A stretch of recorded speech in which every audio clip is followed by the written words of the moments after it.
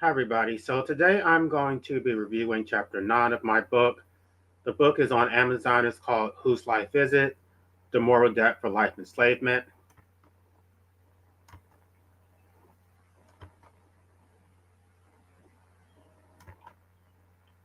Okay, just waiting for it to load up. All right. Chapter 9 Life Slave's Ledger, the cost that the life slave pays. Chapters 1 through 8 establish the complete mechanism of your enslavement.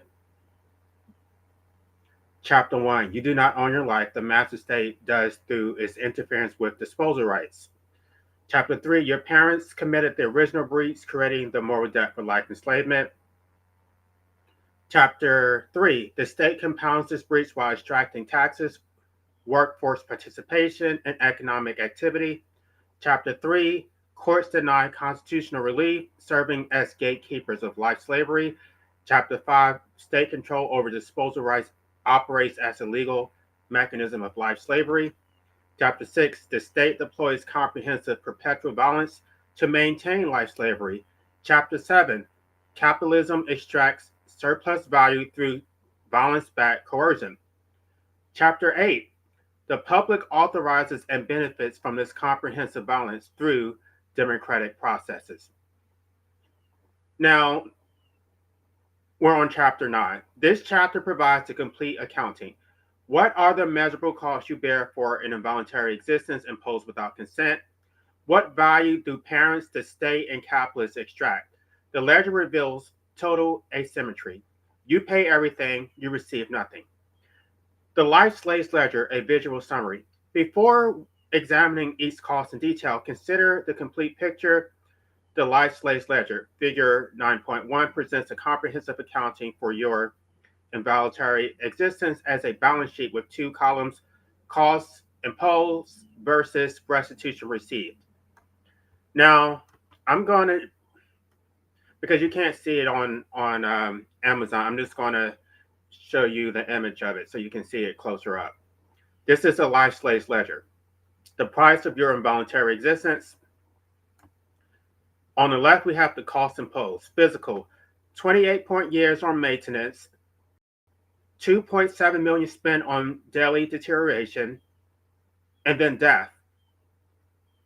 The economic cost, 101 250 hours in forced labor, 620K in taxes, 2.7 million in surplus value extracted. The psychological cost, the consciousness burden, existential threat. I don't know if you guys can see, I can make it a little bit bigger. Existential threat, emotional suffering, mental illness risk. Temporal, 54% of life on mandatory activities, only 42 to 46% on autonomous meaning. Social, forced relationships, emotional labor, social ostracism for noncompliance. Systemic, perpetual state violence, rights without remedies, courts closed through immunities. Identity, father's name imposed, family burdens, genetic inheritance without consent. Existential, meaninglessness with no solution, mortality awareness, suffering without purpose. Restitution from life enslavers, parents, may be adequate parenting, which is their obligation, possible inheritance. This is not framed as a debt. They're dead now, so the debt remains uncollected. You receive zero from your parents. From the state, the prohibition on the right to opt out peacefully, extraction, rights without remedies, zero restitution. From society, expectation of gratitude for your enslavement, pressure to procreate and perpetuate, condemnation if you refuse. You receive zero restitution from society. Having ethics, additional suffering for refusing to enslave. This is a negative cost. So at the bottom of the ledger, it says you got screwed. Now, this is in, let me go back to chapter 9, because I just wanted to zoom in so y'all could actually see it. And then this breaks it down, how I came up with those numbers. The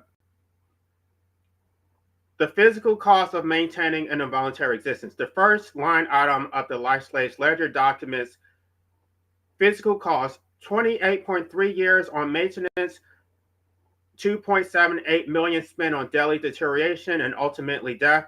You must maintain a body you never chose to have. This maintenance is not optional. Failure to maintain it results in suffering and eventual death. The costs are comprehensive, lifelong, and imposed without your consent. Daily maintenance requirements. Sleep. 7 hours per day minimum for health maintenance. 7 hours multiplied by 365 days equals 2,550 hours per year. Over an 80-year lifespan, that is 204 and 400 hours spent sleeping. You did not consent to needing sleep. You did not agree to spend nearly 1/3 of your existence unconscious. This requirement was imposed on you by the life enslavers who created a body with this need. If you fail to sleep adequately, you experience cognitive impairment, mood disturbances, weakened immune function, and increased risk of diseases. The body forces sleep through overwhelming fatigue. You cannot choose to stop needing sleep. This is a mandatory cost of the existence your life enslavers impose. Eating. 3 meals per day minimum, requiring food purchase, preparation, consumption, and cleanup. Conservatively, estimate 1 hour per day for all food-related activities. This is 365 hours per year, or 29 and 200 hours over 80 years. 29,200 hours over a year. You did not consent to needing food. You did not agree to spend years of your life obtaining and consuming nutrition. This requirement was imposed on you. The financial cost compounds the time cost. Average expenditure in the United States is approximately $3,008 per year. Again, there's citations at the end for anybody who wants to confirm what I said.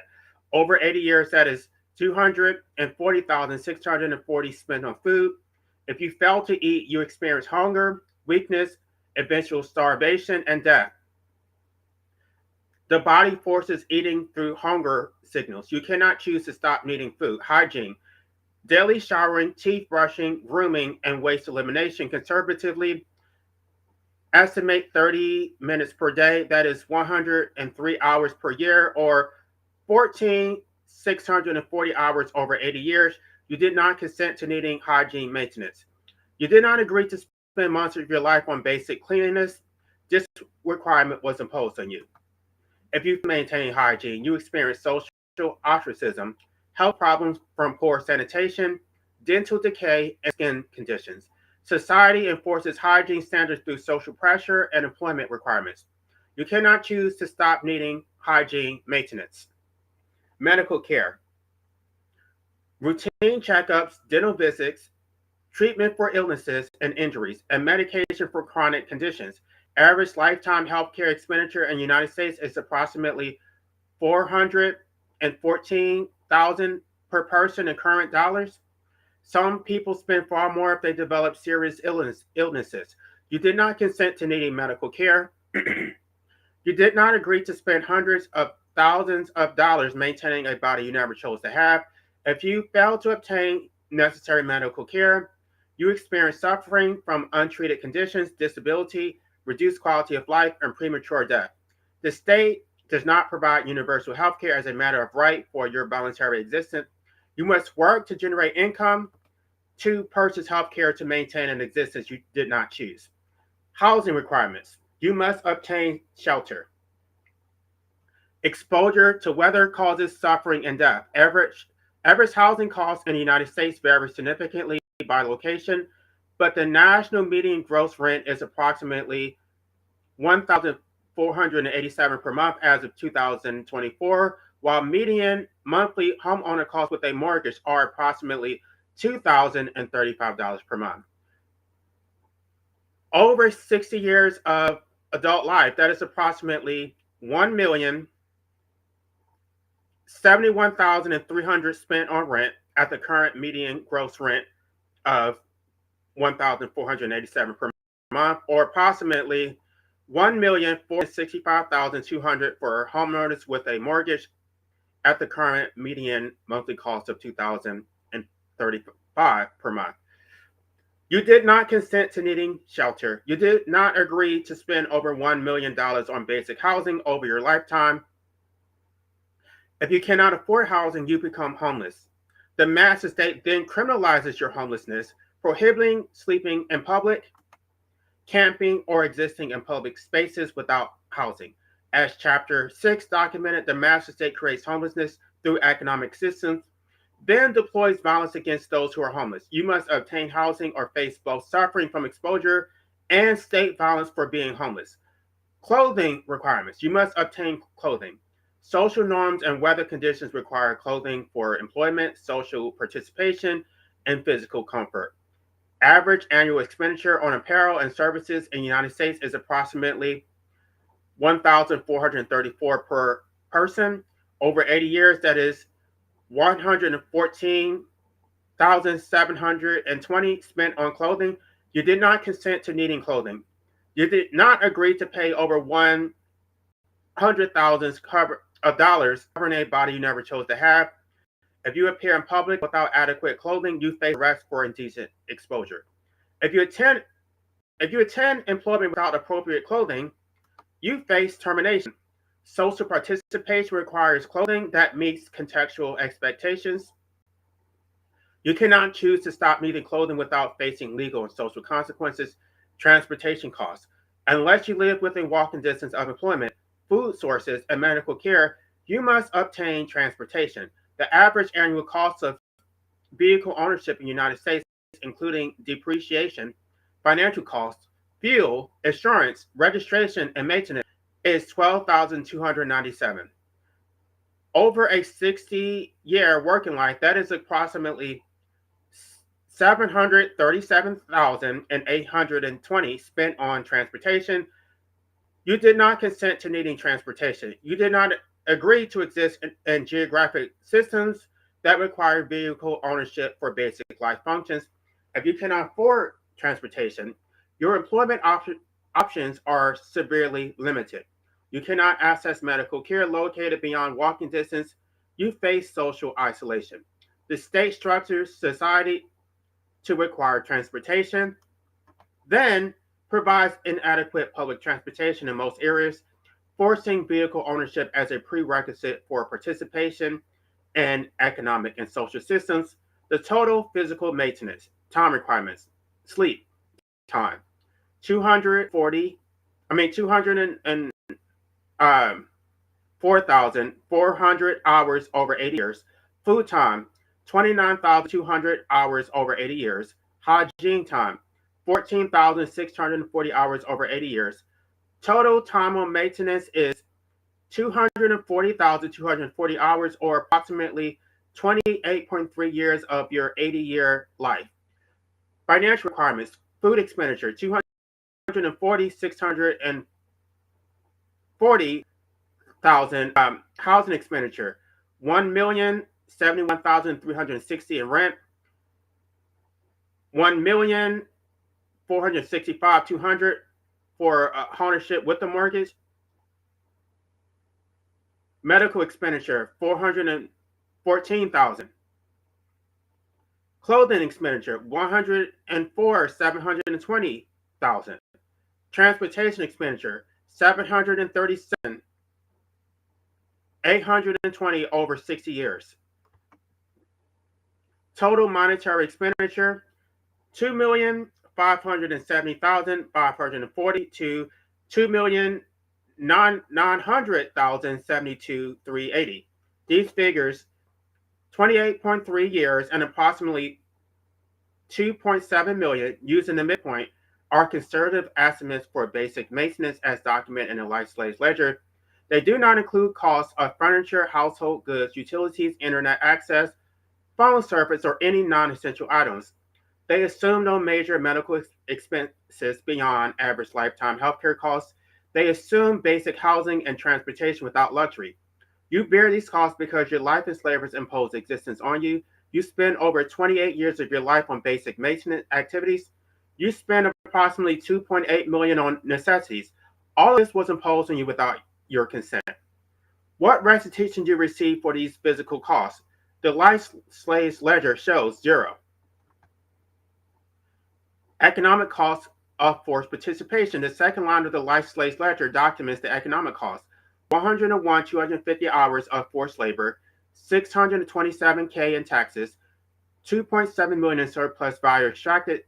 Chapter 7 established that capitalism forces economic participation through violence-backed, artificially created scarcity of capital. Chapter 3 showed that the state extracts value through taxation. You must work to generate income to pay for maintaining an involuntary existence. Here we quantify that extraction over a lifetime. Time spent working. Full-time employment hours requires 40 hours per week, 50 hours per year for approximately 45 years of your working life. That is 90,000 hours spent working. If you include commute time at a conservative 1 hour per day, add another 11,250 hours. The total spent on work and commute, 101, 250 hours precisely as the life slave's ledger documents, or approximately 11.6 years of your life spent working to maintain an existence you did not choose. This calculation assumes you obtain employment immediately after education, maintain continuous employment without gaps, work exactly 40 hours per week without overtime, and retire at a standard retirement age. Many people work longer hours, experience unemployment periods, or cannot retire at the standard age. The actual time many people spend working may exceed this conservative estimate. Income and taxation. Bachelor's degree holders earn a median of 2.8 million during a career, representing a significant earnings premium over those with lower levels of educational attainment. This is according to the data. I don't agree with it as a person who does have 4 degrees. Workers without college degrees earn significantly less. This income must cover all costs of maintaining existence previously calculated. From this income, the state extracts taxes at multiple levels: federal income tax, state income tax, Social Security and Medicare taxes, sales taxes, property taxes, and various fees and excise taxes combined to extract substantial portions of income. For middle income households, the total effective tax rate, including all federal, state, and local taxes, is 22.4% after accounting for government transfers. Using median lifetime earnings of 2.8 million for bachelor's degree holders, this results in lifetime tax payments of approximately 627,200,000. You work approximately 101, 250 hours over your lifetime. You generate 2.8 million in income with a bachelor's degree. The state extracts roughly 227,200 in taxes, 2.4 effective rate. After taxes, you have 2,172,800 to cover basic maintenance costs of 2,578 to 2,972.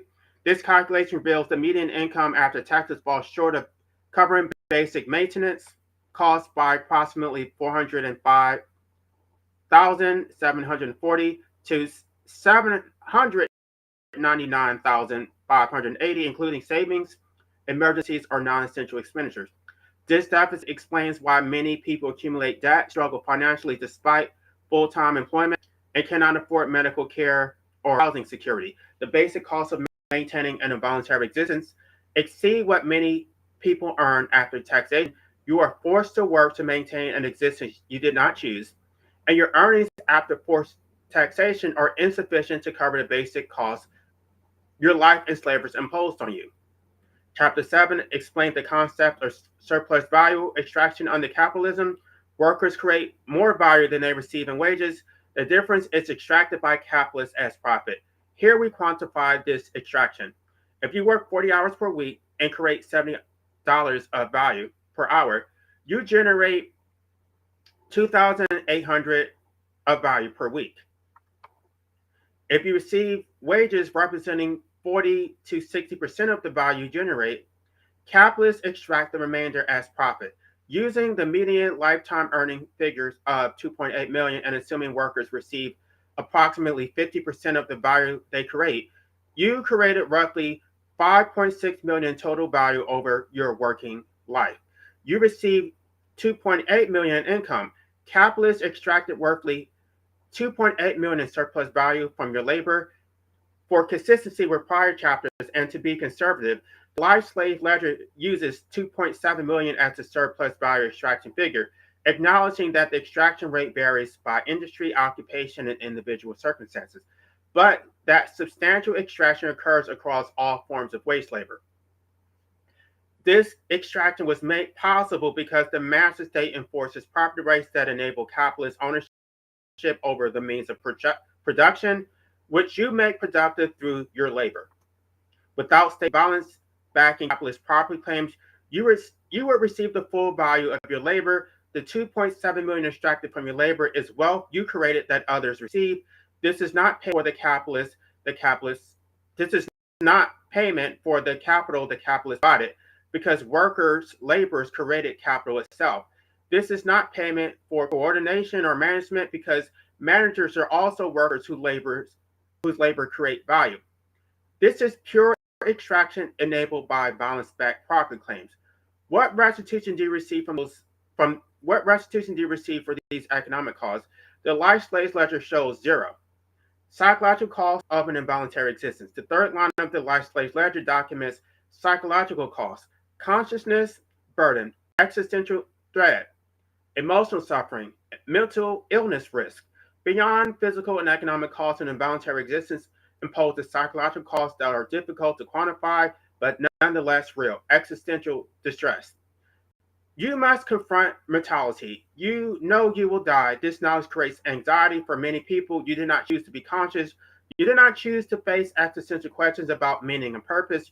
Your life enslavers imposed consciousness on you, and with consciousness came the awareness of death and the need to find meaning in existence that will end at some point.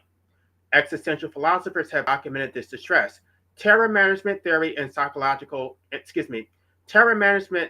psychology demonstrates that awareness of mortality affects behavior and requires psychological defenses. You must either find meaning that makes mortality bearable or maintain constant psychological defenses against existential anxiety. This work, what the Life Slave Ledger calls consciousness burden, was imposed on you without consent. The ledger also identifies existential threat as a distinct cost, the ongoing psychological way of knowing your existence will end, that all your efforts are ultimately temporary, that consciousness itself may be a burden rather than a gift. Emotional suffering. Existence includes emotional pain. Sadness, grief, anxiety, fear, loneliness, and despair are inherent features of conscious existence. You did not consent to experiencing these emotions. Your life enslavers imposed them on you by creating consciousness capable of suffering. The Life Slaves Ledger documents emotional suffering as part of the psychological cost you bear simply by existing. Mental illness risk. Nearly 1 in 5 U.S. adults experiences mental illness each year, with approximately 5% experiencing serious mental illness that substantially interferes with life activities. Depression, anxiety disorders, trauma disorders, bipolar disorder, schizophrenia cause severe suffering. Treatment is expensive and not always effective. Your life enslavers gambled with your well-being when they procreate. They could not guarantee you would not develop mental illness. They imposed existence anyway, creating the possibility that you would experience severe psychological suffering throughout your life. The ledger acknowledges this as mental illness risk, a cost imposed on you without your consent the moment your life enslavers decide to procreate. Social and relational suffering. Existence includes navigating social relationships. Rejection, betrayal, conflict, abuse, and loss are common experiences. You did not consent to needing social relationships. You did not agree to risk being hurt by others. Your life enslavers imposed social needs on you by creating a body that requires social connection and then exposed you to the risk that those connections would cause suffering. Stress from perpetual violence. Chapter 6 documented the perpetual violence that the state deploys through regulations, enforcement, and control. Living under constant threat of state violence creates chronic stress. You must constantly monitor your behavior to avoid triggering state violence. You must comply with arbitrary laws backed by violence. This vigilance and compliance creates psychological burden. You fear police during traffic stops. You fear prosecution if you violate regulations you may not even know exist. You fear involuntary commitment if you express a desire to opt out. You fear state violence in countless everyday situations. This fear is a rational response to real violence the state deploys. Your life enslavers impose this fear on you by creating you within a system that deploys comprehensive violence. Moral injury from witnessing injustice. Chapter 6 discussed moral injury from experiencing violence without remedy. Beyond personal experience, you witness injustice constantly. You see poverty while others live in luxury. You see people working themselves to exhaustion while others live off wealth they earned. You see police violence go unpunished. You see prosecutors destroy innocent lives without consequence. You see courts close the judicial forum through immunities and prosecutorial dismissals. Procedural dismissals. For some people, witnessing injustice without the ability to remedy it creates unbearable psychological distress. Moral injury, psychological distress resulting from actions or inactions that violate one's moral or ethical code has been documented extensively in contexts ranging from military service to healthcare. Some people cannot accept that systems could provide a remedy, but deliberately refuse. They cannot rationalize that those who benefit from injustice choose to maintain it. This moral injury is continuous throughout life, imposed by life enslavers who created consciousness capable of recognizing injustice and caring about it. Total psychological burden. These psychological costs cannot be reduced to a monetary figure, but they are real costs you bear because your life enslavers impose existence on you. Some people experience minor psychological distress. Others experience severe mental illness, trauma, or moral injury that makes existence nearly unbearable. Your life enslavers gamble with your psychological well-being without your consent. They impose consciousness onto a being capable of suffering and then force you to bear whatever consequences resulted. What restitution do you receive from these psychological costs? The life slave's ledger shows zero. Temporal costs. Your life consumed by mandatory activities. The fourth line of the life slave's ledger documents temporal costs. 54% of life on mandatory activities, only 42 to 46% for autonomous, meaning beyond direct costs, you bear opportunity costs. Every hour spent maintaining an involuntary existence is an hour unavailable for other pursuits. Every dollar spent on necessities is a dollar unavailable for savings or discretionary spending. Time allocation over lifetime. You spend 28.3 years on basic maintenance and 11.6 years working. This is 39.9 years of an 80-year lifespan spent on basic survivals, or approximately 50% of your entire existence consumed by mandatory activities relating to maintaining a body and generating income. However, when we account for commute time, additional household management, dealing with bureaucracies, and other mandatory but unaccounted activities, the percentage rises to approximately 54% of your entire existence, precisely as a life slave ledger documents. You have approximately 46% of your life remaining for everything else: education, relationships, hobbies, travel, rest, entertainment, and any pursuit that makes existence worthwhile rather than merely endurable. But the remaining 40% includes childhood before you have autonomy, old age when physical and cognitive decline limit activities, and numerous other constraints. The actual time available for an autonomous pursuit of meaning is far less. The percentage of life available for an autonomous pursuit of meaning drops to approximately 42 to 46% of your total lifespan as the life slave ledger documents. Only 42 to 40% for autonomous meaning. You did not choose this allocation. Your life in slavery was imposed by creating a body requiring extensive maintenance and placing you in a system requiring involuntary labor. You could have spent those years not existing. Instead, you spent them maintaining an existence and working to pay for that maintenance. The scarcity of autonomous time. The Life Slaves Ledger makes the asymmetry clear.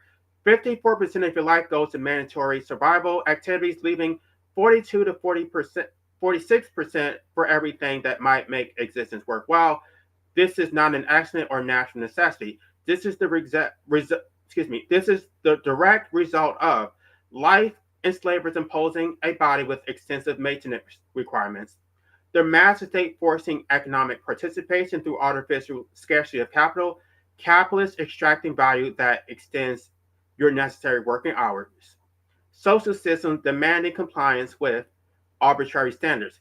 If the value you created through your labor were returned to you instead of extracted by capitalists, your working hours could be reduced dramatically. If the state provided comprehensive material support for its living property instead of forcing you to maintain your own enslavement, your maintenance costs would decrease drastically. If life enslavers bore responsibility for the costs they impose, you would receive restitution that reduced this burden. Instead, you spend 54% of your finite existence on mandatory activities imposed without your consent, leaving less than half of your life for an autonomous pursuit of meaning, and much of that remaining time occurs during childhood, old age, or periods of reduced capacity.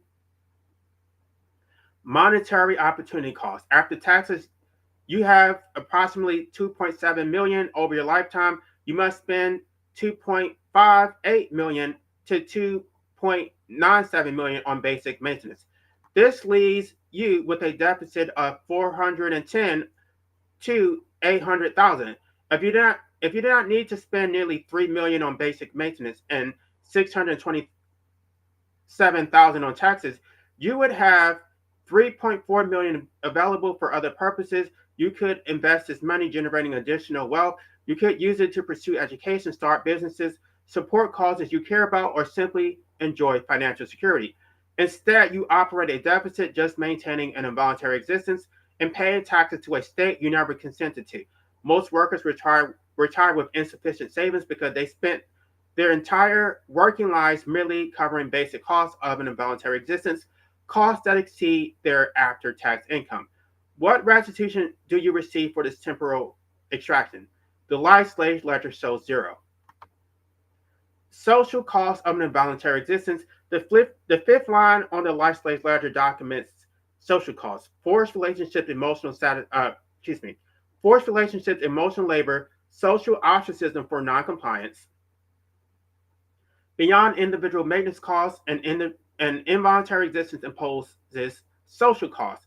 You must navigate social relationships you did not choose within social systems you did not consent to join. Forced relationships. You did not choose your family, your life enslavers, siblings, extended relatives, and family social network were imposed on you.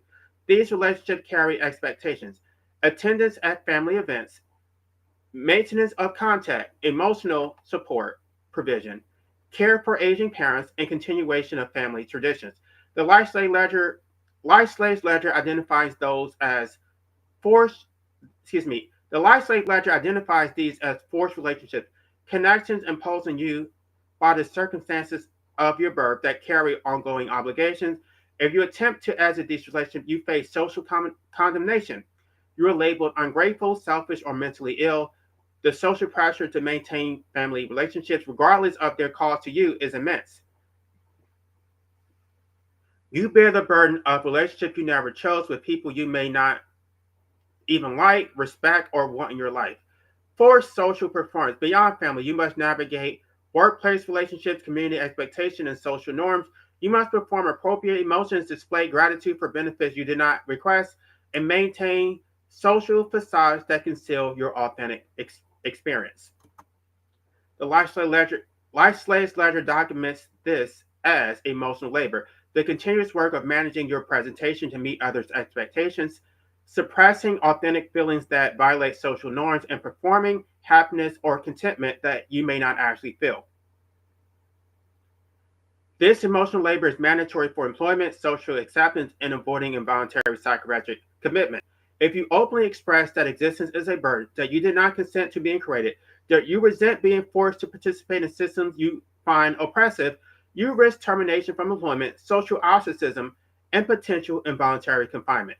You must pretend, you must perform, you must conceal your authentic experience to avoid punishment for refusing to be grateful for your enslavement. Social ostracism for noncompliance. The Life Slave Ledger notes social ostracism for noncompliance as the consequence of refusing these social costs. If you refuse to maintain family relationships, you are condemned as ungrateful and selfish. If you refuse to perform prescribed emotions, you are labeled mentally ill.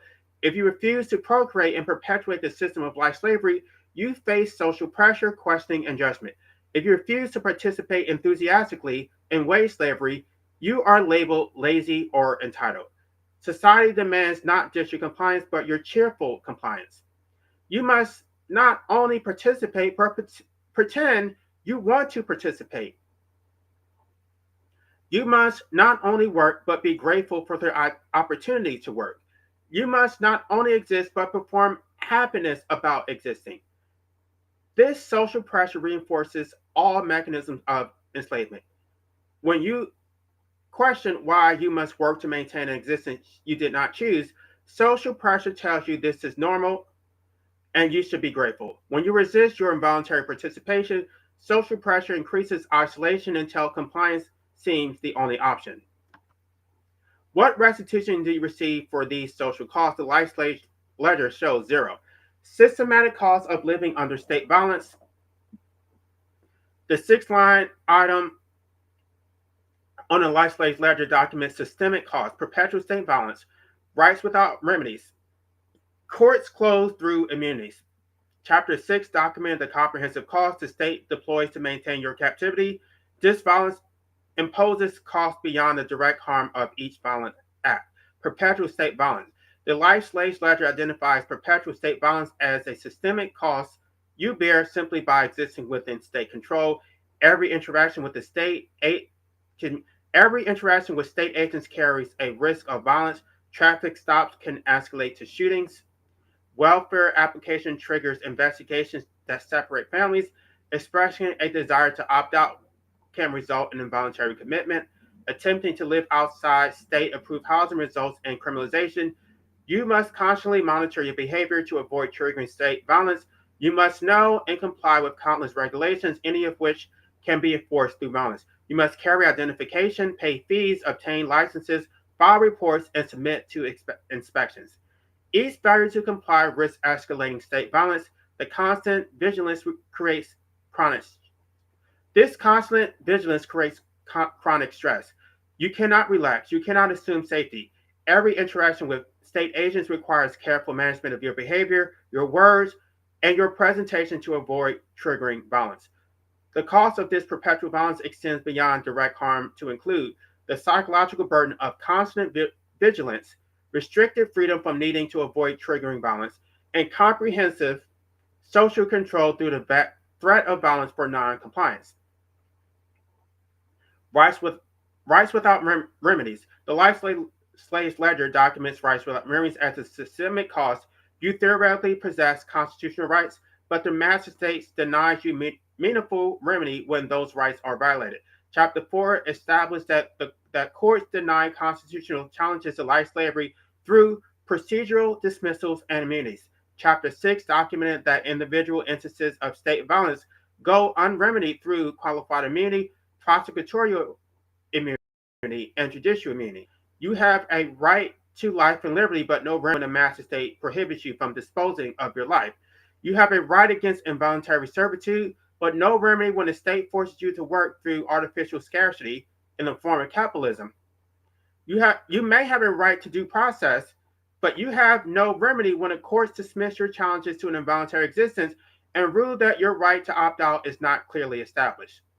Rights without remedies are worse than having no rights at all. Rights without remedies create an illusion of fairness while causing you to waste valuable time and resources defending rights which only exist on paper. They allow the master state to claim legitimacy through constitutional protections while denying you the remedy that would make those protections meaningful. Courts closed through immunities. The Life Slaves Ledger specifically notes courts closed through immunities are as a, excuse me. The Life Slaves Ledger specifically notes courts closed through immunities as a systemic cost. When judges violate your rights, they claim judicial immunity. When prosecutors abuse their power, they claim prosecutorial immunity. When police use excessive force, they claim qualified immunity. When legislatures create oppressive law, they claim legislative immunity. Every branch of government that could provide remedy claims immunity from suit. The judicial forum that should provide a remedy instead serves as a gatekeeper preventing a remedy. You have constitutional rights on paper.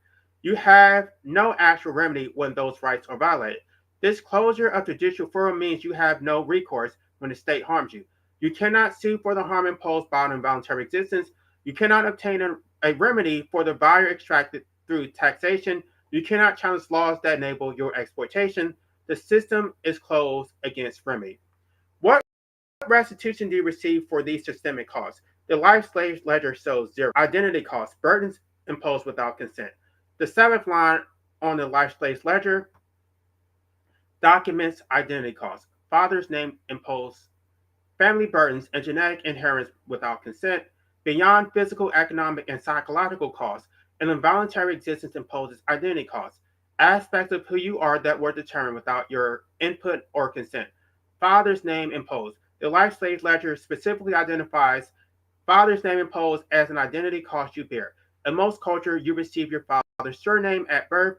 This marks you as the bearer of patrilineal line, your father's name identity marker throughout your life unless you undertake the legal process to change it. Your name connects you to family history, family reputation, and family expectations you did not choose. This is not a neutral inheritance. Your name marks you as belonging to a particular family, carrying that family's legacy whether you want to or not. You must explain your name, live with associations others make based on your name, and carry identity markers you did not select. Changing your name requires a legal process, fees, and social navigation. You must justify to others why you reject the name given to you. Many face family conflict or social disapproval for changing names. The default is carrying imposed identity markers throughout your life. Family burdens. The Life Slaves Ledger documents these as family burdens, expectations and obligations imposed by family membership you did not choose. You inherit family debts, financial debts your life enslavers accumulated, social debts from family reputation, emotional debts from family trauma, passed across generations, and moral debts from family actions you had no part in, but for which you may be held accountable. You inherit family expectations to continue family traditions, maintain family businesses, care for parents, produce grandchildren, uphold family reputation, and conform to family values. These expectations constrain your choices without your consent. You inherit family baggage. Genetic predispositions to disease, learned dysfunctional patterns, unresolved family conflicts, and social positions based on family class, race, and status. All of this was imposed on you without your consent. Genetic inheritance without consent. The Life Slaves Ledger notes genetic inheritance without consent as an identity cost. Your life enslavers determine your genetics through their procreation decision. You inherited genes that influence your height, weight, appearance, health, intelligence, personality traits, and disease susceptibility. You had no input into this inheritance. Some people inherit genes that cause chronic illness, disability, or increased suffering. Your life enslavers gambled with your genetic inheritance. They could not guarantee you inherit favorable traits. They procreated anyway, imposing whatever genetic burden resulted on you without your consent. You must live with the body and mind your genetic inheritance created. You cannot choose different genetics. You can only manage whatever you inherited, bearing the cost of any unfavorable genetic traits your life enslavers pass to you. Identity as a burden. These identity costs compound other costs. The name you carry affects employment opportunities.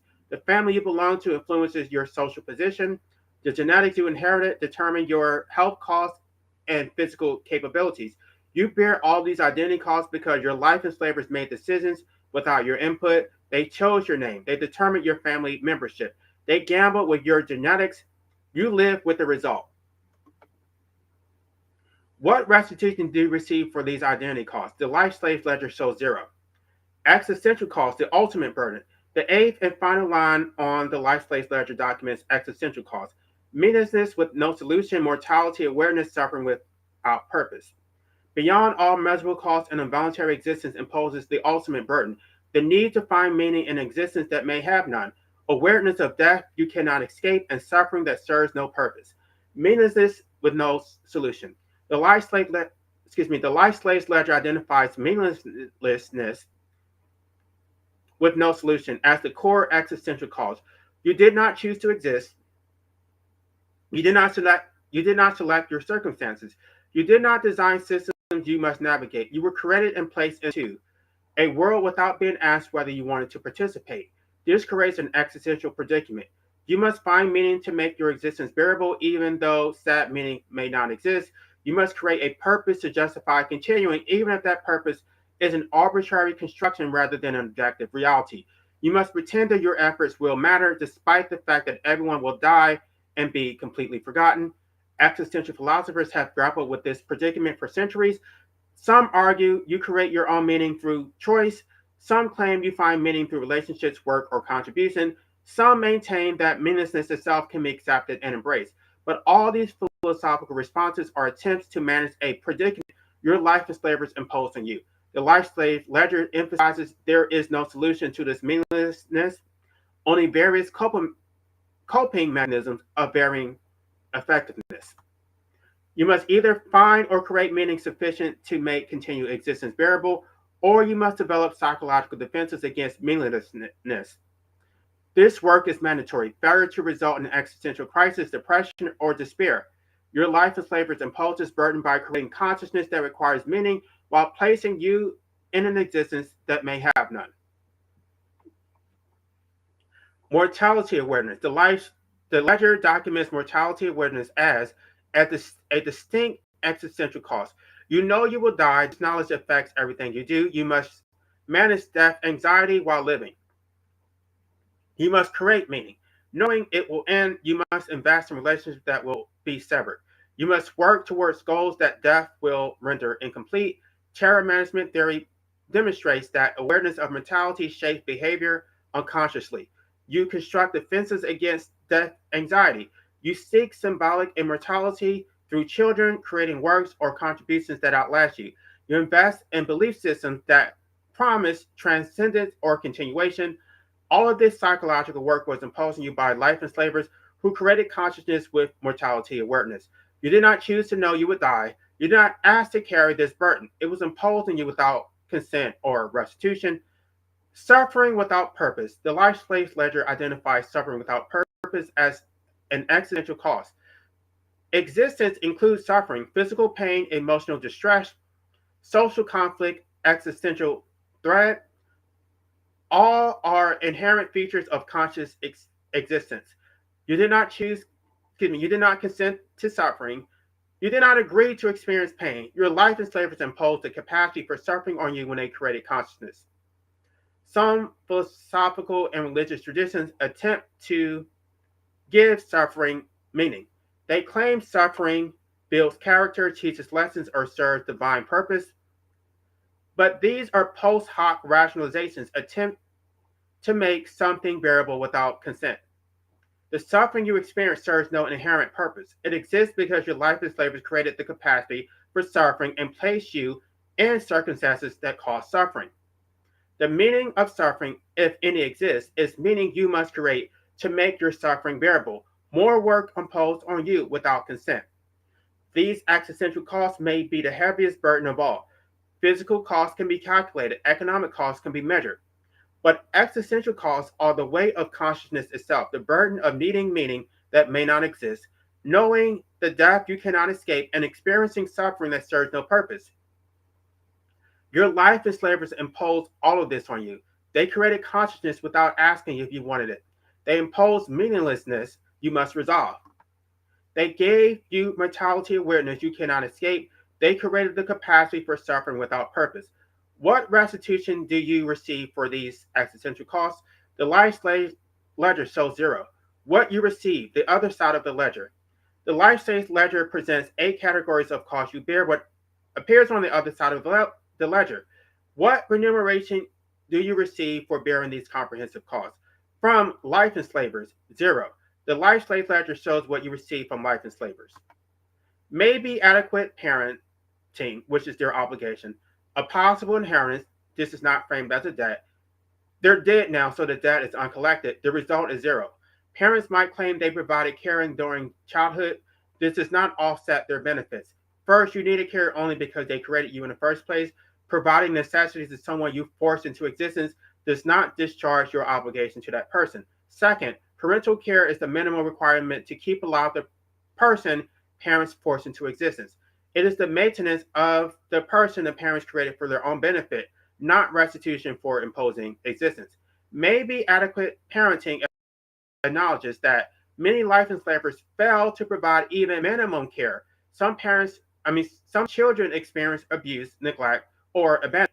But even adequate parenting is merely a moral obligation being fulfilled, not restitution for life enslavement.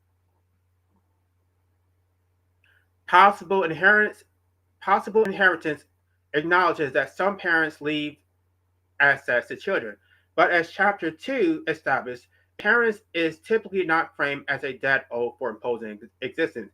It is portrayed as a gift, as generosity, as evidence of parental love. Children are expected to be grateful for receiving an inheritance rather than recognize it as partial restitution for a debt owed. Moreover, most inheritances come after parents die, too late to provide restitution during the years you already bore the cost they imposed. They're dead now. The debt is uncollected, captures this reality. By the time many life enslavers could pay what they owe, they are dead. You never collect the debt dies with them. Even when parents leave an inheritance, it rarely equals the value you provided them through your existence. You gave them meaning, purpose, emotional satisfaction, social validation, and legacy continuation. You bore decades of costs they imposed.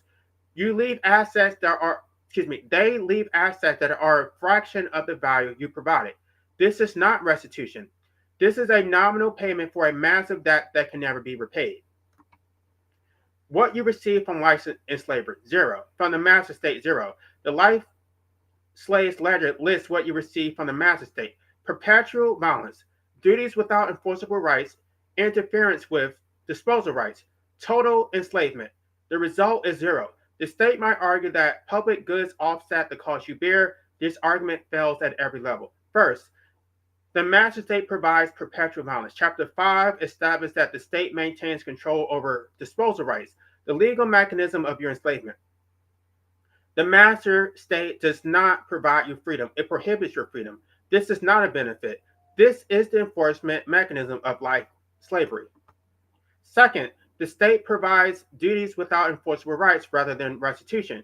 Chapter 3 documented that the state extracts approximately 627 200,000 in lifetime taxes from median workers.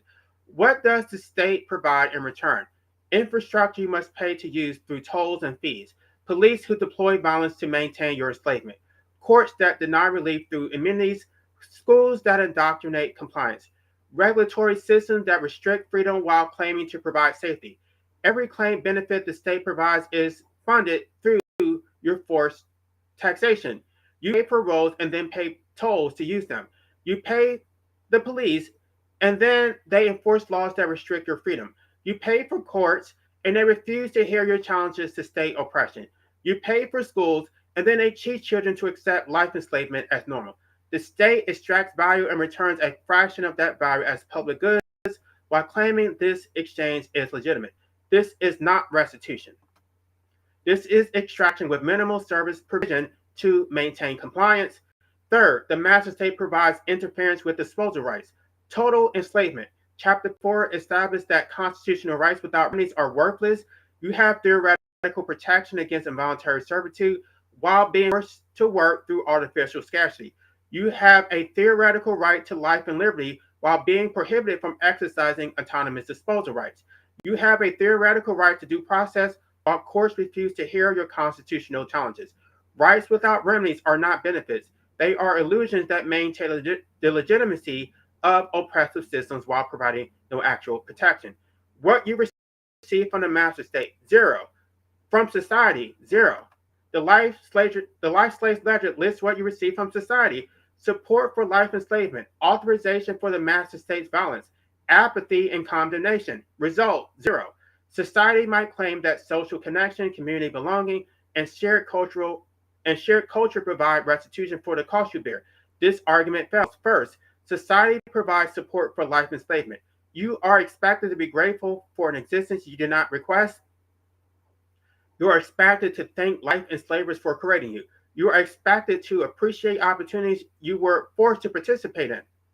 You are expected to express satisfaction with systems that exploit you.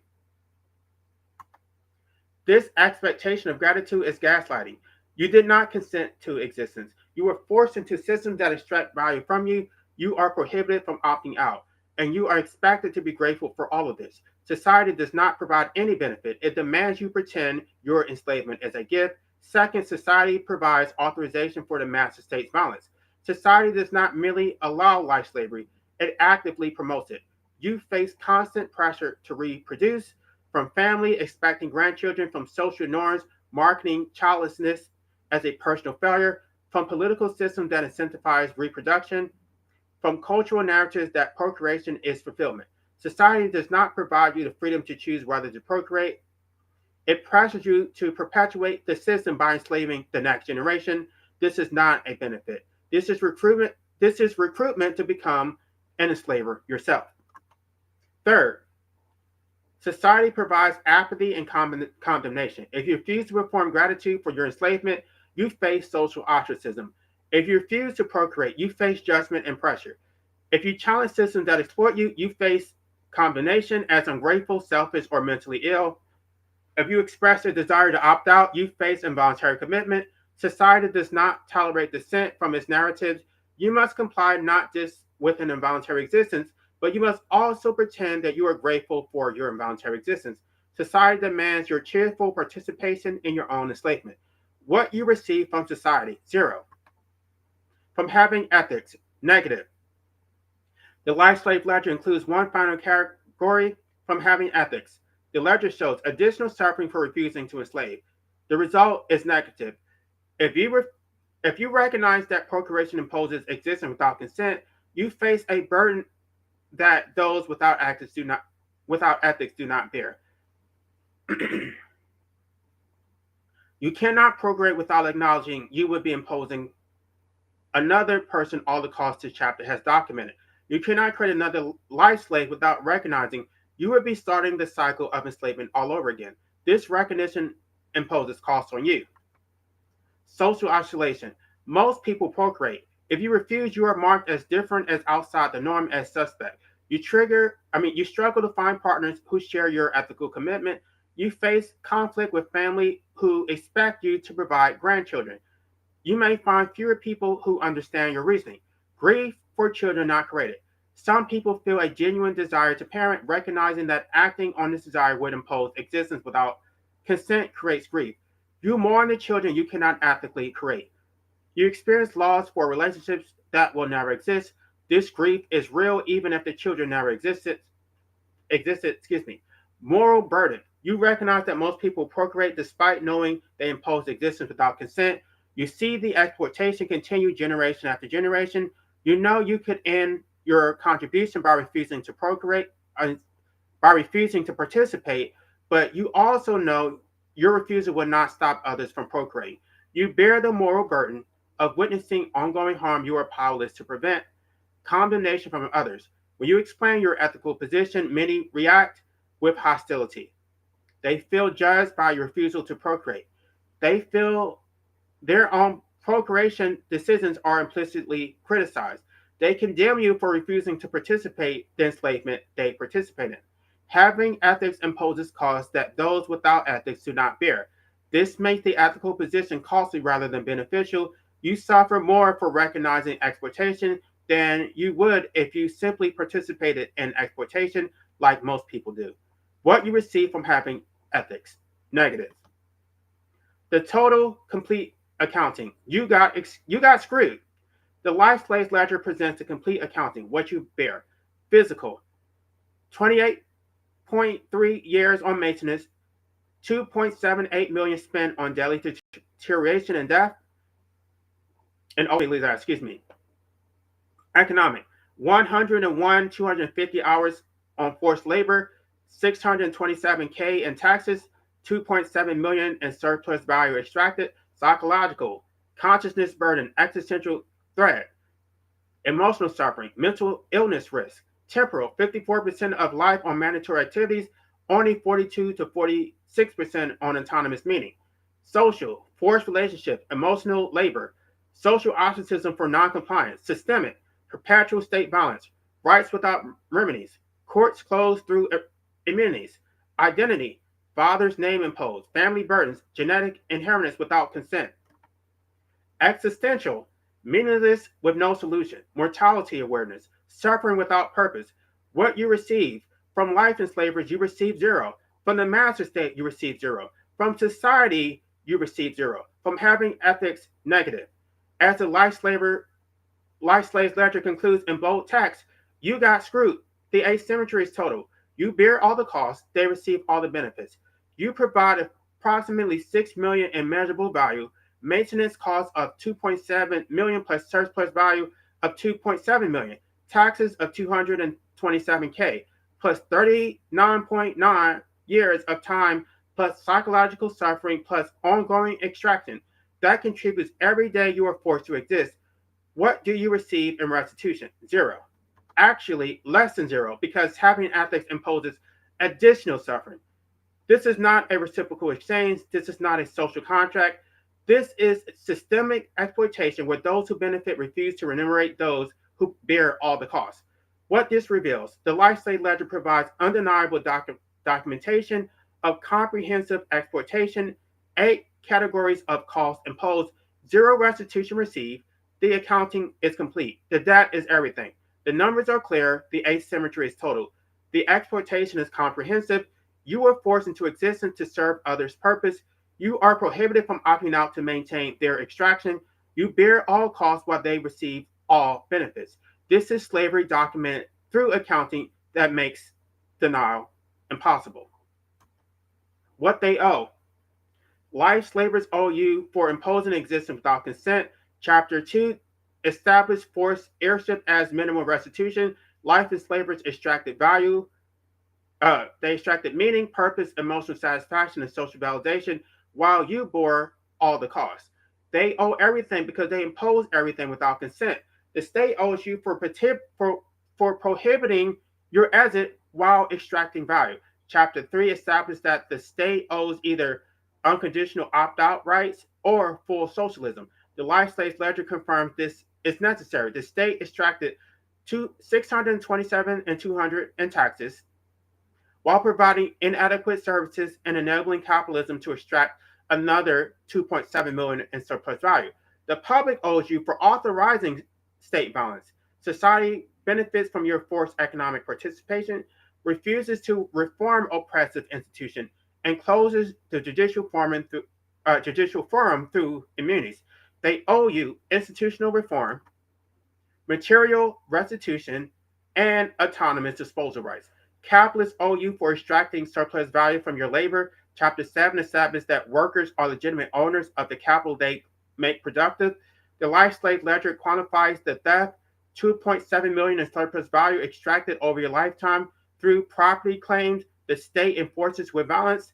The debt each party owes is quantifiable, approximately 6 million in measurable economic costs, plus 39.9 years, plus psychological suffering, plus the ongoing extraction they continue every day you are forced to exist. What you will likely receive? Nothing. Most life enslavers die before acknowledging any moral debt. The master state continues prohibition while refusing to maintain its living property. The public continues authorizing state violence. Capitalists continue extracting surplus value. You will likely bear all costs throughout your life, provide all value, receive no restitution, and die still enslaved. The accounting shows what is owed. History shows enslavers do not voluntarily free slaves or remunerate those they enslave. Change requires organized resistance that makes maintaining slavery more costly than ending it. Conclusion: the ledger is clear. You got screwed, literally and comprehensively screwed by every party that benefits from your enslavement. The numbers prove it. You bear 2.7 million in forced expenditures just for basic maintenance of an existence you never chose. You bear another 2.7 million in surplus value extracted from your labor by capitalists who contribute nothing. You bear 627,200 in taxes extracted by a state that prohibits your exit while providing inadequate services. You bear 39.9 years of your finite life spent on survival activities rather than an autonomous pursuit of meaning. You bear comprehensive psychological costs, including consciousness itself, existential threat, emotional suffering, and moral injury from witnessing injustice without remedy. You provided approximately 6 million in measurable value, plus decades, plus psychological suffering. What did you receive in restitution? Zero. Actually, less than zero, because you also bear additional burdens like emotional labor, performing happiness for others, identity burdens, carrying family legacies you never chose, and ethical responsibilities for mitigating harm and systems others created. Every party extracts value. Life enslavers extracted meaning, purpose, emotional satisfaction, social validation, and a sense of legacy from your existence. The state extracted 627,000 in taxes, your forced economic participation, plus political legitimacy from your coerced consent. The public authorized systems that enslave you, closed judicial reforms that might provide remedy, and refused legislative reform despite having the power to change everything. Capitalists extracted 2.7 million in surplus value from your labor through property claims that the master state enforces through violence. You bear everything. They receive everything. You absolutely got screwed. The Life Slave Ledger provides undeniable documentation of this comprehensive exploitation. 8 categories of costs were imposed. 0 restitution was received. The accounting is complete. The debt is everything. Chapter 9 has established the ultimate asymmetry through precise accounting, but this analysis reveals a deeper question. What is the root cause of all of this? Where does the chain of enslavement begin? Chapter 10 demonstrates procreation itself. Your life enslaver's decision to create you without your consent is the ultimate breach from which all subsequent exploitation flows. All right, y'all. Thank y'all for listening to this. For those of you who are new to my channel, you can go back and listen because I've already covered chapters 1 through 8. And so I guess next week I'm going to try to cover chapter 10, and then we have chapter 11. So we're almost done reviewing this book, and then we can get into some discussions about it. Thank you all for being here. Yeah. This one, I'm not really good with math, but the hardest part about this was making it consistent throughout the entire book, so that I'm not contradicting myself, especially with the numbers. I had to check, I had to cross-reference the chapters and everything to make sure they were consistent. So that was a little bit difficult, but this was not an easy book to write. It took me about 4 to 5 months to write it. But even then, I wasn't finished. I'm still going through it to see if there's any inconsistencies or errors in here. So I'm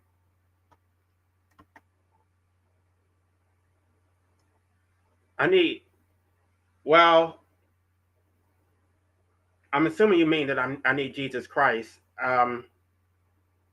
Yeah, we can discuss that if you want to. We can discuss that on Find Gnosis channel.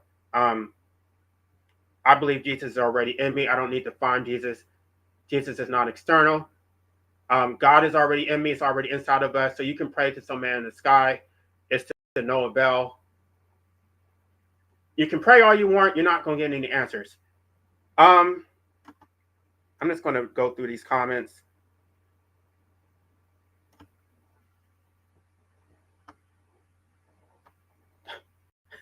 You're not gonna like this. No, I I could almost. I didn't even include God in this because I'm.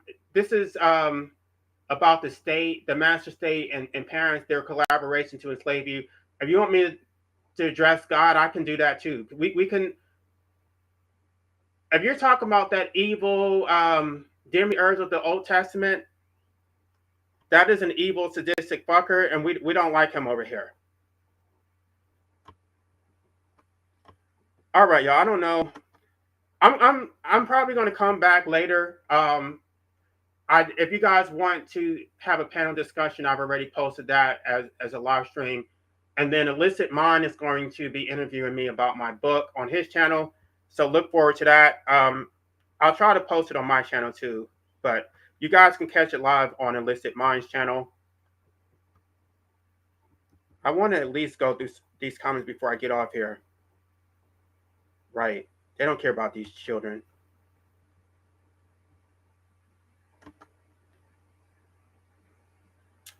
No, I actually was a Christian for the.